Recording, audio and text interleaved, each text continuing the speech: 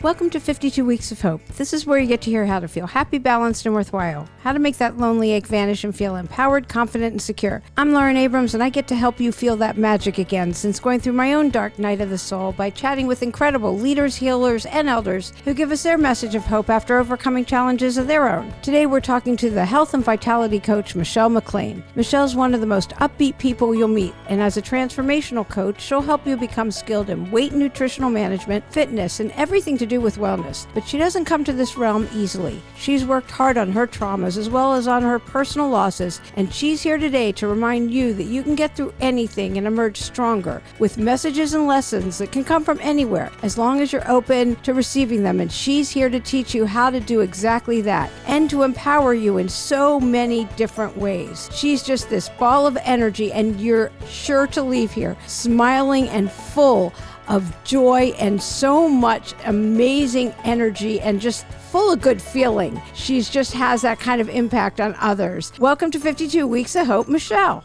Wow, thank you. Yeah. What an awesome intro. Yeah. Now, you just recently came back from your trip to Utah and you got to do a whole bunch of breath work. So how was that? What exactly did you get to do and what did you learn there? And I know there's a lot in that question, but I was just so interested in it. So I wanted to hear about that first. Yes. So breathwork is basically like a sequence of breathing techniques that help shut off the frontal lobe, so the thinking brain, to where your body can actually feel. A lot of times we go through so much traumas that we can just kind of disconnect from feeling. And that's who I had become. Like I literally just learned how to disconnect from my body. It was too painful to be like connected to my body. So I was disconnected from my emotions. I was disconnected from feeling anything. Like if there was a feeling that came up, I only let myself feel happy or maybe angry. Those in my mind, those are the only two I was allowed to feel. So like growing up, that's what I trained myself. Those were like socially acceptable.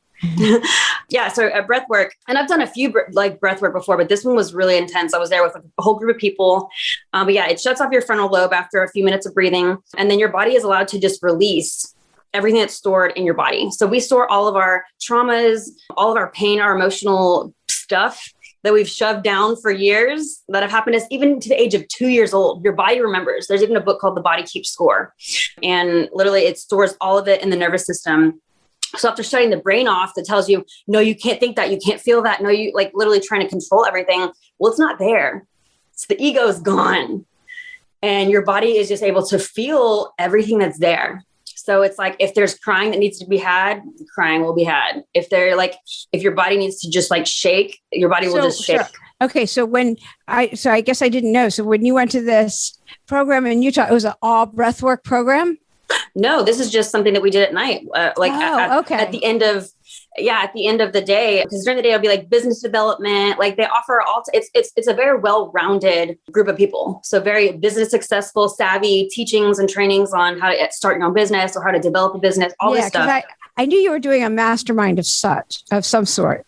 Okay. And that's what it's mainly promoted as, because a lot of people don't know that the way you scale, the way you become successful, a lot of times you have to clear out all the other bull that is stored. Yeah, you have to handle a lot of the traumas that maybe have emotional blocks or doubt, self-doubt, like a lot of success, true success. And to maintain it comes from doing the internal work. So they actually partner both together. They just don't promote it so much because a lot of people will be like, oh, I don't breath work. That doesn't sound like what, like they don't tell you about it. You're like going for a business training and a business type thing. And then at the end, they're like, by the way, you're going to be clearing all your emotional trauma tonight.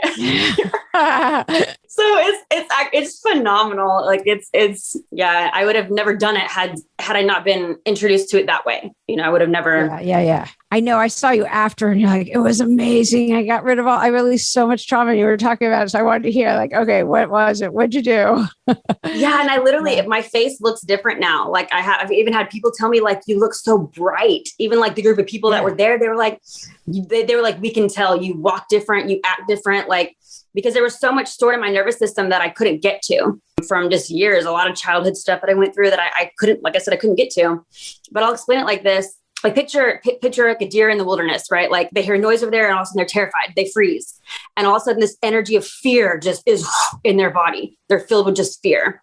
And then they notice, oh, it's just leaves. And then you'll see them like, oh, it's nothing. And they'll shake tremendously, right? They're shaking all of that energy off. And then they're back to normal. And so they're animals the way we're animals. And we just don't know as humans to shake the energy off. Instead, we just shove it down, or we have a glass of wine, like we don't get it up and out of the body, and all of it stores in the nervous system, all of it. And I would just so you get to just shake it off and let it go. Yes. Oh my gosh. So it felt one to give myself permission to do it. First off, like I was crying at one point. My body was just shaking at one point. Like I was just laying there, and like, when you're crying and like, it's like that ugly cry where you're like, your body's like shaking. Yeah. It's literally like my body would just be shaking, but I might not even be crying. I might just be laying there and my body would just be shaking. And I was so like, hey, whatever happens, don't judge yourself. Just let it happen. Whatever happens, just like let it happen. So it was just a crazy experience just to let my like mammal like body just do what it needed to do to like the deer, just shake it all off in the wilderness. And then like literally afterwards, I was like, wow, I just felt like the whole world was different. I felt phenomenal in my body too. Oh, that's amazing. So now somebody listening, how could they, if they want to just go shake it off or breathe or do something, what could they do? Think, I want to do that. I want that gone. Maybe I don't know if I've got any, but I want mine gone. So at the deepest level, you want to do breath work. So you can look up different YouTubes. You could also message me because that's what I'm, evolving into leading different groups of breath work. But now I'm going to do this. I'm going to help people. This was great. Yes. That's so like me. Everything. I'm going to do that. Yes. And just talking to a few friends when I got home, they could tell how different I was. They were like, well, so what is this again? And so I literally was just like, well, maybe I'll just offer it for some of my friends. And then I was like, why don't I just offer this in my trauma healing package? Like, why don't I just offer this to people? Because that's what I needed. I needed someone who would guide me through it. Because it's not something you can really do on your own. You need someone to guide you through it. But otherwise, there are also other ways you can like shake off the energy. Like dancing is really, really good.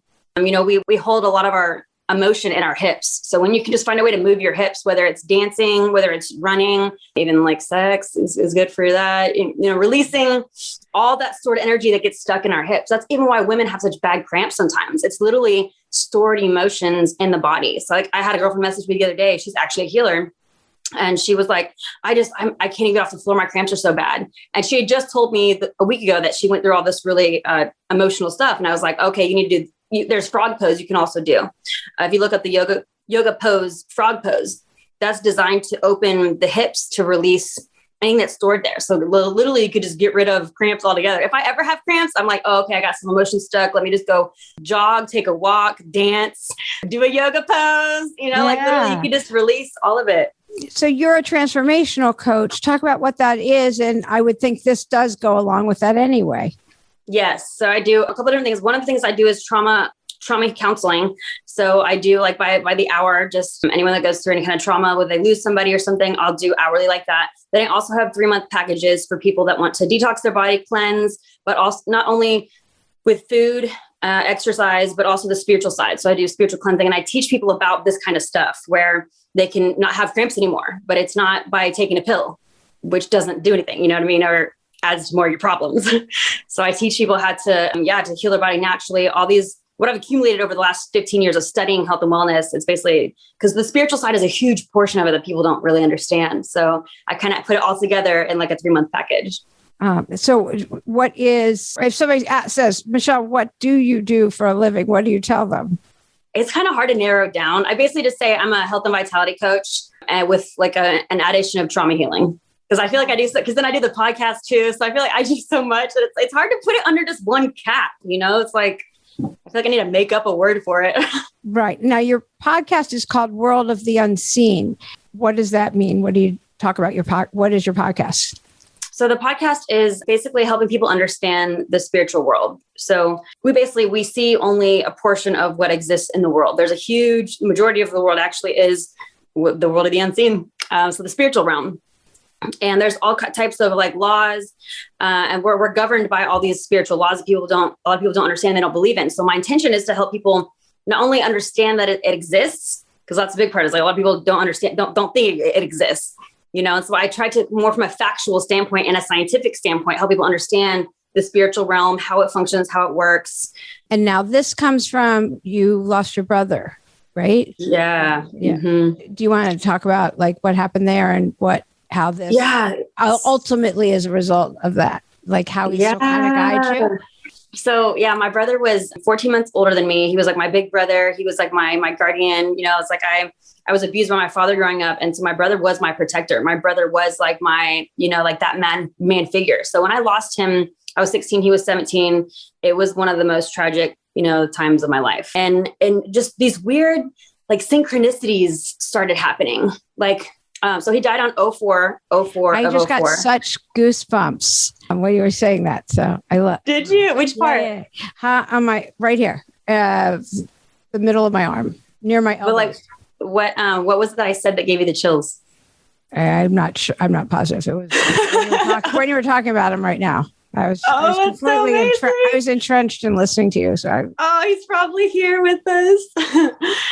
that kind of stuff happens all the time. But yeah, so he died on 04. So April 4th of 2004, right? So all across the board was fours, which was one irony. He was also declared no longer here. Like his spirit was declared no longer here at 4:44 a.m. Coincidence? I don't know. I started seeing 444 all the time. Like as soon as he died, even like the number to call the church to create his funeral, the last 3 digits of the phone number are 444. And I just started seeing 444 every single day, literally every single day after he died, that it was like coincidences. Yeah. At first I was like, oh, that's funny. That's kind of weird. But then I started noticing it was at very like serious moments where I'd be driving and I would be a mess. I'd be falling apart. I would be just like bawling my eyes out. And then a car would nearly like cut me off. And then I would look at the car would say, the license plate would be like 444.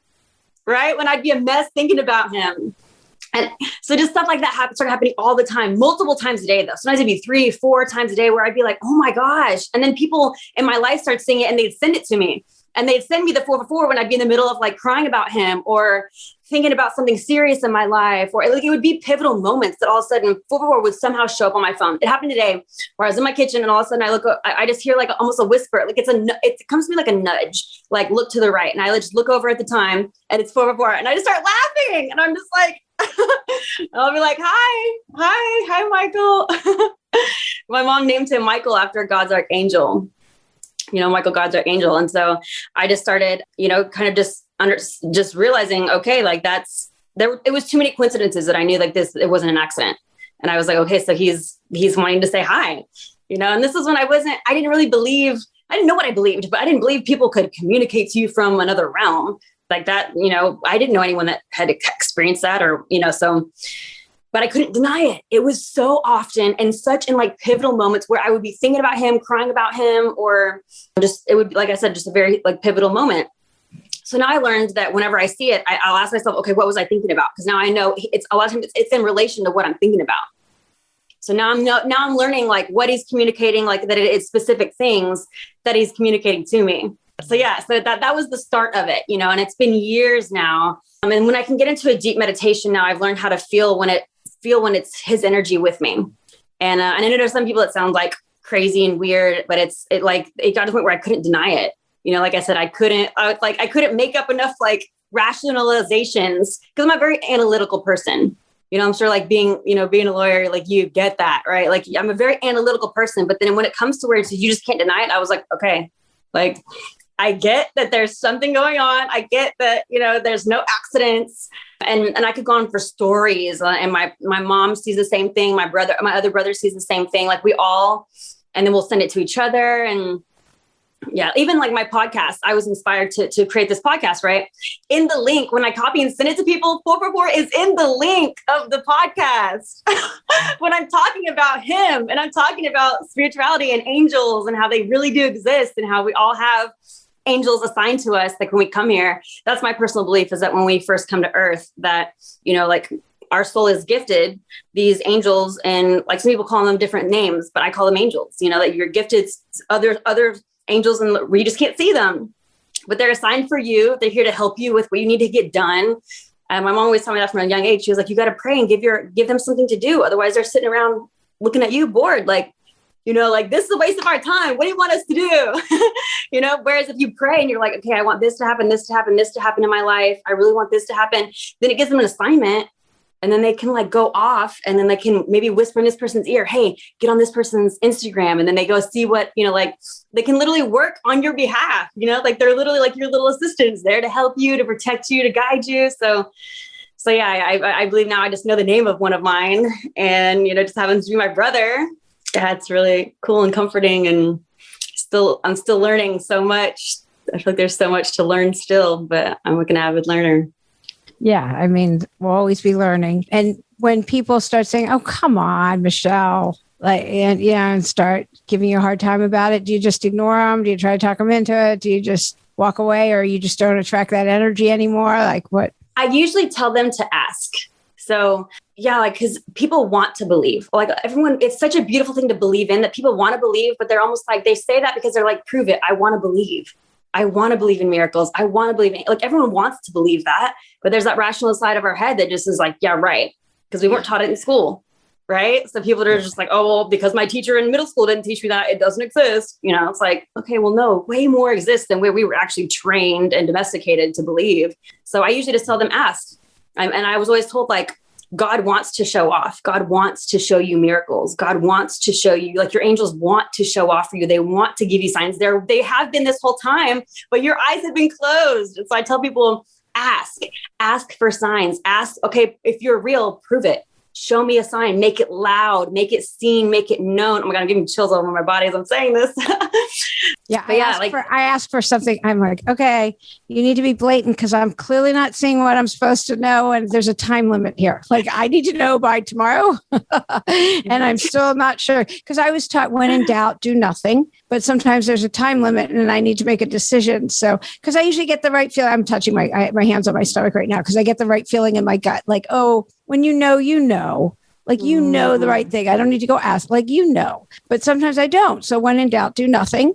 But like, sometimes they're, like, well, yeah, I got to make a decision now. So, okay, universe, maybe you need to be a little bit more blatant. And then I expect like a lightning bolt when I say that. And it's never that, but I'm always like, okay, you can be blatant. And like, I'm like, I don't know. I don't know what I expect, but when I say that, I'm like, I have no idea. I wasn't raised that way. Like, I'm not raised with any real religion or anything. So, but whenever I say that, it's like, what's going to happen? And nothing bad ever happens. Just keep going. Just keep putting one foot in front of another and take the next right indicated action and keep going with my life. And it all works out eventually. Yeah. I always ask, like, okay, send me a message that's loud and clear. Cause like that I miss, like, I'll be on like one track mind. And so sometimes I'm just not paying attention. So I'm like, you know me, you got to make it loud and clear what my next step is, what you want from me, what I'm supposed to do. But I pray that all the time, that like, I'm like, make my way. Like I prayed yesterday. I was like, I want to be in the flow. I want to be in the flow that I'm meant to be in here. In this lifetime, I want to be in the right flow that I'm meant to be used, for my purpose and all this stuff. So I'm like, I pray, like, help me be in the flow. I don't want to fight and create my own. And like, I don't want to wrestle with things, like I want it to be easy. It's part of one of the things I say to myself all the time is this gets to be easy. This gets to be easy. Like no matter what I'm doing, whether it's something in business or. What was the darkest thing and the hardest period that you've been through that you've had to overcome? Because you've had a lot of different things that you've worked through. Yeah, that's the hardest thing. It's hard to like compare because I want to say, wow. I would say. What's the hardest challenge that you're proudest of overcoming? Let me put it that way. I think I would say when I was an alcoholic, I got fired from both my jobs. Like I chose drinking because when my brother died, I didn't know how to handle it. And so I got blackout drunk every chance that I get. I chose jobs where I could be drunk all the time. Like I worked for Jaeger so that I could drink all the time. I literally got fired from Jaeger for being drunk all the time. So I ended up getting fired from my main jobs because of drinking. But it helps me create getting into health and fitness, health coaching, and it transformed my entire life. But so I would say going from rock bottom where I was about to get evicted and lose everything to then I went and I created a business of my own with like nothing in my bank account. I went and started a business and I was able to set myself financially free in about a year and a half. of just working blood, sweat, and tears. I quit everything. I quit drinking. I quit even like eating the trash I was eating. I would just be on like Adderall and like fast food, one meal of fast food, like McDonald's throughout the day. So I was crazy unhealthy. And, I had the addiction to just get blackout drunk. At night, I'd go to bed with like wine and NyQuil, mix it together because I could never sleep. Like I'm telling you, like the demons I battled were heavy. And so I would say like being able to go from rock bottom, about to get evicted, to then creating a successful business in a year and a half, quitting all the things that weren't serving me. It was almost like one after another. I was able to see, look, all these things aren't serving you. Put all these on pause and work, like go to work on your future. And so that's what I did. So I would say that's one of the, just because that transformed my life so much. Yeah, that's incredible. Who has been the biggest influence on your life? Do you have a mentor or a hero or somebody you really look up to and follow?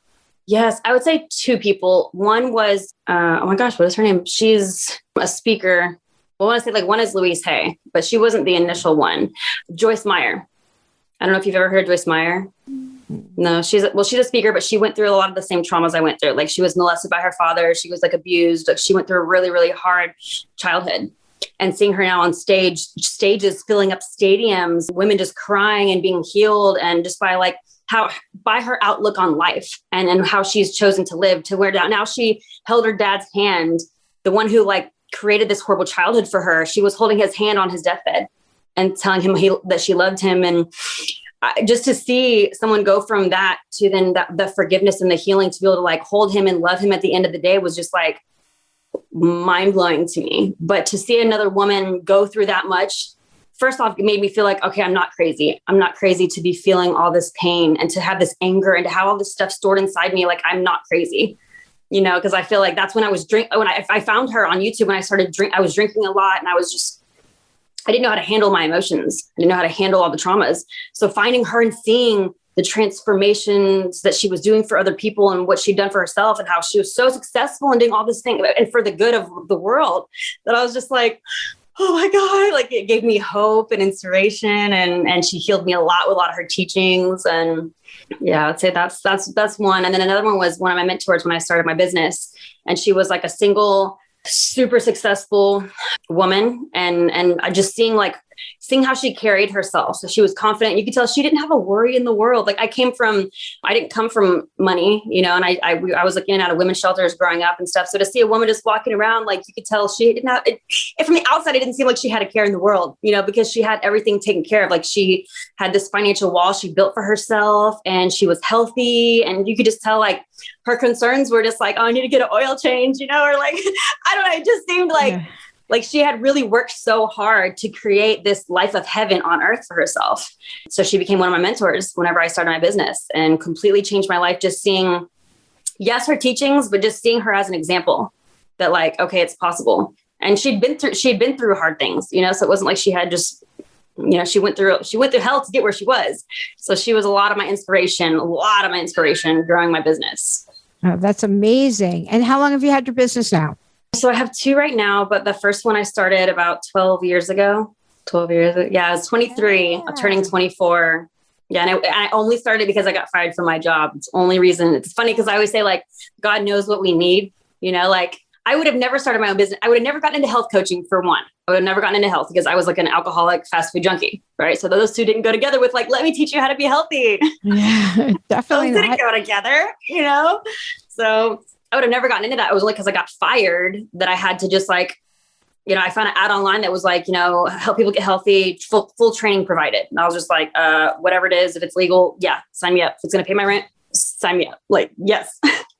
So that's the only reason I started getting into health coaching. And that had you just stopped drinking? No, working so much, like working with healthy stuff, because also like I was helping people lose weight and get healthy. So it's like, I couldn't versus working at a bar. My other job was literally working at a bar so that I had access to alcohol all the time.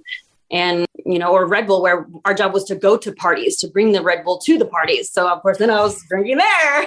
It's like, we're always smart on what we want. I knew I wanted to drink. So I just found jobs that would allow it pretty much. Yeah. And now you find the health. It's true. Whatever we focus on grows. Yeah. And our environment, I was in an environment with all these healthy people who were working out. And eventually it was just like, maybe I'll maybe I'll try working out. I mean, they're all doing it. It was literally like influenced by my environment. But then eventually I started working out. Like that, I was just like, okay, fine. I guess I'll start working out. Let me try this out. Now I'm like a workout junkie. Like as soon as we get off this call, I'm going to put on like a tank top and tennis shoes and I'm going to go to the gym.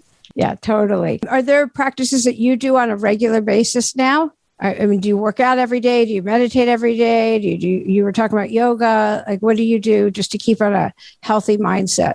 All of that. Yeah, I do literally all of it. Like I have a 10-minute commitment to myself for yoga. Even if it's 10 minutes, just stretching the areas just to get the energy flow, because there's meridians in our body. There's all these really important energy centers in our body to get the energy flowing correctly and to get the heart and the head connection, because I can get very heady. I'm very, like I said, I'm very analytical, but I have a huge heart, but sometimes they're not always connected. And so the decisions I make from my head are not always the best unless it's connected to my heart. So what do you do? How do you connect those? What do you do? So there's a position in yoga called child's pose. And that's, I don't know if you know what that's where you just put your head on the floor basically, but like having your head and your heart at the same level like that. And then just that pose, it creates that connection between the head and the heart. And it creates what's called heart mass. And so they can actually measure that frequency then. Yeah. And I'll feel it like, and anyone that's like, even listening, like you'll feel like you'll have to like take a deep breath and it's like, and it's that connection all of a sudden happening and you'll feel that. And so I do that, or I'll visualize also, I'm just going to add, and it gets the oxygen going and provides oxygen to the body, which does so much for us also, which I guess adds to what you've learned with breath work. Yes, 100%. All of the breathing. Even like before we did this call, I went and like laid down for like 2 seconds just in that state, just to make sure I had that connection happening. Because too, like if we're stressed or we're in anxiety or we're in anger, we're like thinking, or if you're reading a lot or, looking at a lot of numbers, it can sometimes create that separation a little bit where we're more in our head than we are in our heart. So it's like, I just have like what I call just notice moments where I'm like, okay, let me just notice, like, where am I before I'm about to do something? Where am I? Like, do I feel connected, that way? Or, But another good way is like, if you just sit down and then imagine like marbles in your head, and just drop one marble from, like, closing your eyes, drop one marble from your head and just drop it down into your heart.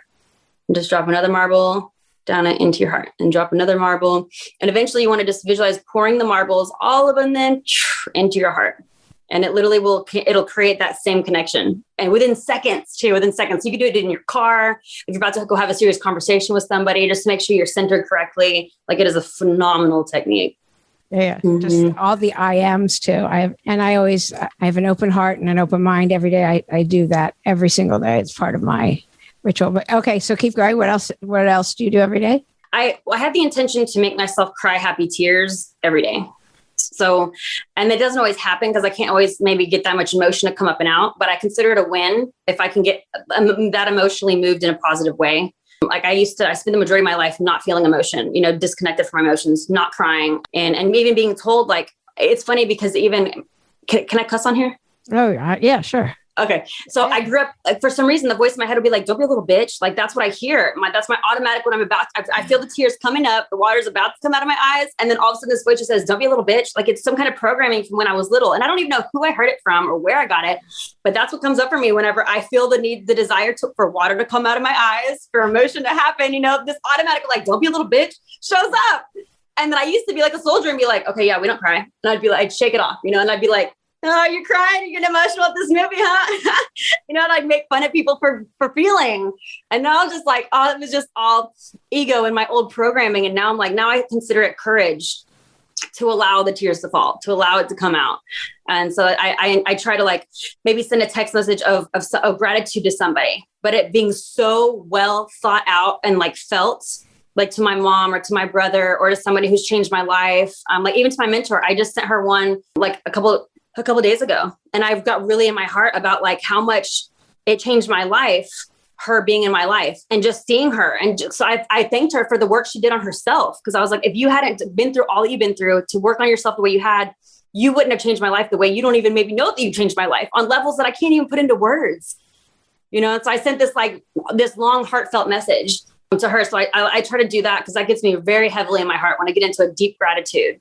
And if I can get, and I try to get like as deep into it as I can, because also what comes from the heart from you, like, when it comes from the heart, sending it to someone else goes to the heart. When you send a message from the head, it's received in the head, but if you're really in your heart, people feel it in the heart.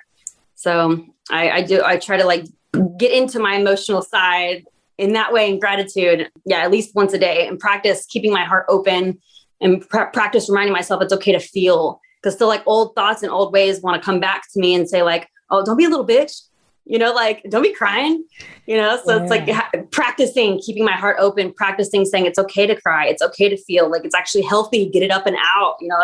It's energy that wants to leave the body, like shake, like the deer shaking. It's the energy wanting to leave the body. Let it go, let it leave, let it flow. Yeah, definitely. Is there anything you think that people tend to misunderstand about you? Oh my gosh. Yeah. Everything. Oh, like, where do I start with that one? Well, one I would say is how I look, because people are very, people judge based off of how you look initially. And I know I look like just little dumb blonde girl, is what I get a lot. Or, oh, must have daddy's credit card because I drive a nice car now, and I did the work to create that. I didn't have daddy's credit card, but it looks like, oh, she grew up in Beverly Hills and has daddy's credit card. That's what it looks like. So I get that. And I'm like, little do you know, I grew up in the hood, the only white girl. And no, daddy was nowhere to be found to create anything but a mess for me. So, no. So yeah, I get so wrongly judged. It's crazy. I actually went through a phase in my life too, where I tried to be as ugly as I could so people would listen to what I had to say. Because I thought people aren't listening to what I had to say because they see me and think I have nothing internally to say. That like, I'm only worth what I look like. So I went through a phase, and then I went through a phase of like, F that, like I get to look attractive. I get to be beautiful, and I get to be brilliant. And I get to, I went through a self-worth building process that kind of got me to where I am now, where I'm like, I don't care what you have to think or say. Like, I get you have your own judgments. I get it, No, so I know. I wore big clothes all the time because I had a breast reduction once my son was 6 months old. I finally got that because I used to be like, my head's here. Look at me right here. Here are my eyes. Yeah. I was going to say, you're a beautiful woman. I'm sure you've totally dealt with that. Yeah. And I just like, and now I look back and go, geez, what the hell? I mean, but I love the way my daughter always owns her body and is like, like that, her generation's so much better. I hope, I don't know now. I mean, she's in college. Hopefully there isn't all the body issues, but I'm sure now that they're all girls together, maybe they are, but I have no idea. I tried not to give her any, but you never know. Yeah, I definitely think there's a different level of freedom that the next generation has with their bodies that like, let's hope. Yeah. Because I got to the point where I was like, I realized I was dressing according to, for other people, like I would fully cover up for them versus like, there was a really cute outfit and like, I want to wear this though. Like who I am wants to wear this, but good for you. I totally, so now like, that's even why I dressed up for this, because the old me would have been like, no, put on something serious. You want to be taken serious. And now I'm like, anyone who's not looking, she looks so cute. Yeah. And now I wear what I want. Yeah. Mm-hmm. Yeah. It's like, because now I feel like it's a different level of ownership that I was like, I get to own that I am a beautiful woman and that I can be beautiful and intelligent. I can be both. A lot of people can't handle that because it's rare that like, even like you, like for a woman to be as beautiful as you are and as intelligent as you are, it's not the norm, and I get that. So a lot of people are like, they don't know how to handle that. Right. That's like an animal that they're like, we don't know how to deal with that. I run into especially a lot of men that they don't know how to handle. It's like a beast that they're not used to taming. You're making me think of something. I'll never forget somebody coming over and seeing this house. I built this beautiful house and somebody came over and said, oh my gosh, I need an ex-husband like this. And I've never been so insulted in my life. And I looked at her and I said, feminine has not come far enough. What did he have to do with anything? He gave me full custody of both kids. I am raising them and I built this house and he gets credit. Oh my God. Are you effing kidding me? I was like, how is this possible that he gets credit for this house I built? God. I mean, are you kidding?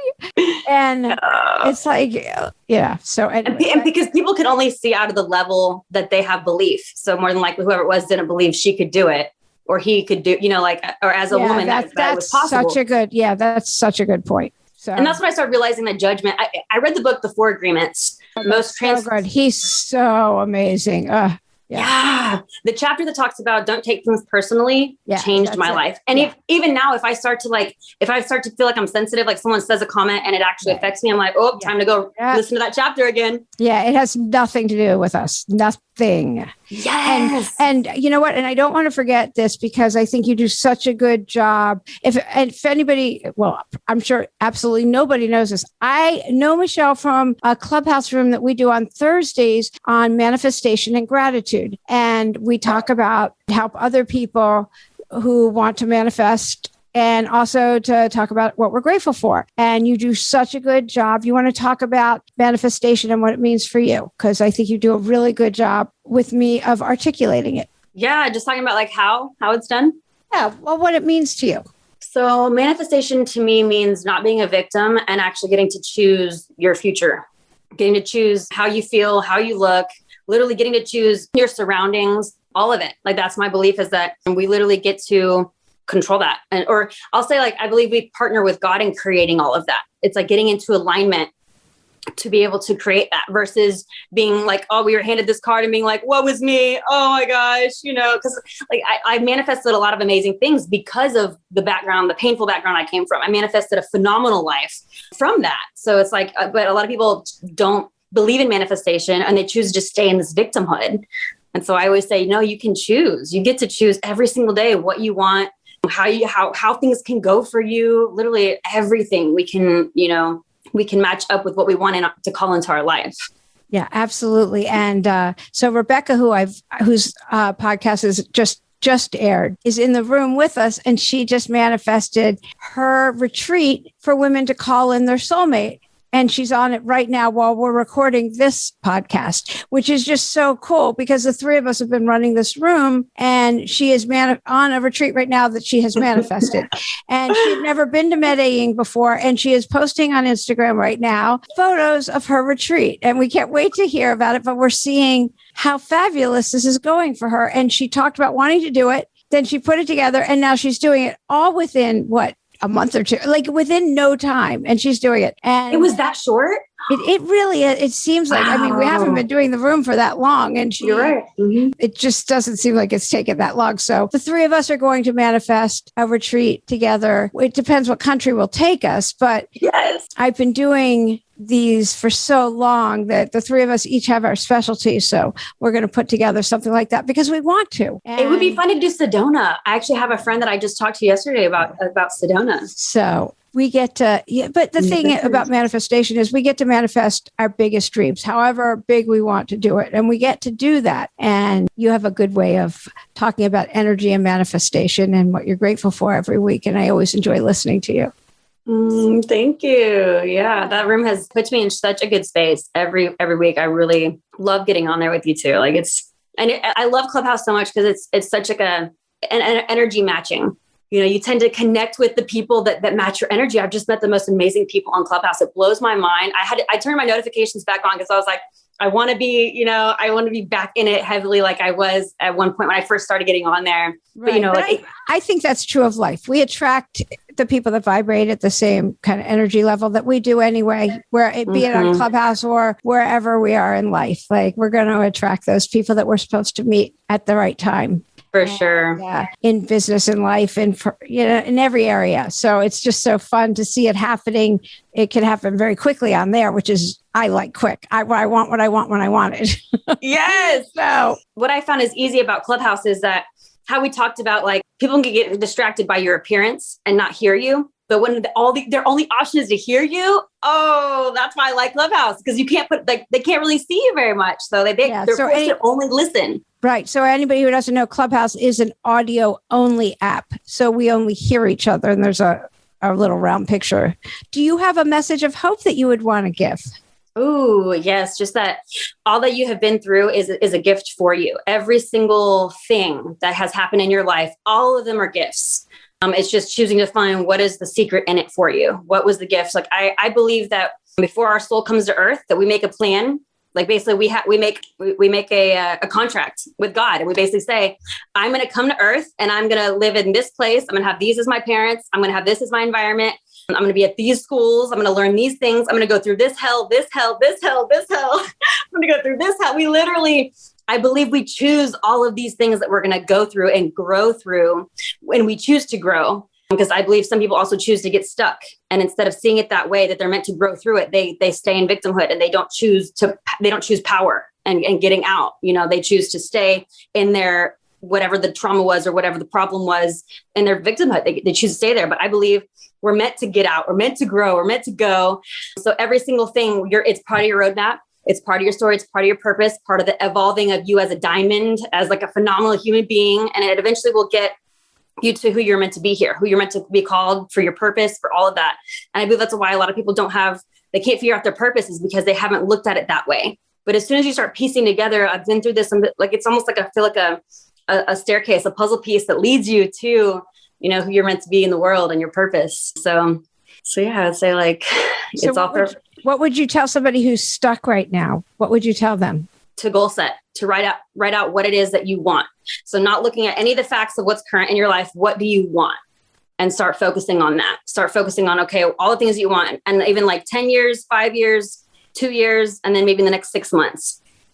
And I would write like a goal setting thing. And even if you also watch The Secret, there's a documentary called The Secret that I feel like is a good, easy little baby stepping into understanding how the world really works. So I would say, because if you can't hit a goal you don't have, so you're not going to get up and move unless you're pulled by the future, which is a goal. That's usually what motivates people to move forward in their life, is vision, right? Without vision, people perish. So it's like, if you're stuck somewhere in your pain, in your issue, you're stuck, it's because you're not able to see something in the future that can pull you far enough forward. So I would say write goals and have something that's going to pull you forward, even if it's that I'm going to get out of this hellhole so I can help someone else through it. But that's how I've gotten out of a lot of my problems, was I'm going to get through this so I can teach it, so I can maybe save someone else's life or change someone else's life with this. So let me freaking pull up my big girl britches. I'm freaking do it. Yeah, definitely. Yeah. If nothing else, just keep going so you can help the next person on along. Right? Mm-hmm. Yeah. Yeah. All right. Thank you so much for being a guest today on 52 Weeks of Hope, Michelle. Absolutely. It's been a pleasure. Yeah. And anybody who wants any of Michelle's links or anything else, they'll be on with the show notes. Yay. Thank you so much for having me. It's always a pleasure talking with you. Yeah.